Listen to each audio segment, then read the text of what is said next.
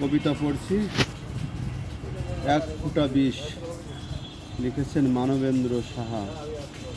বিনিদ্র রাত, একাকিত্বের তুমুল আলোচনা শেষে প্রজন্মের মুখে রেখে গেলাম এক ফুটা বিষ।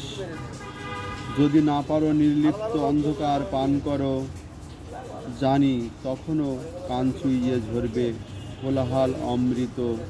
হয়তো ঘর ছাড়া পাখির অপলক চোখে ভিজবে পাখা ধানের সোনালি প্রান্তর আর প্রিয় ঘাসবন।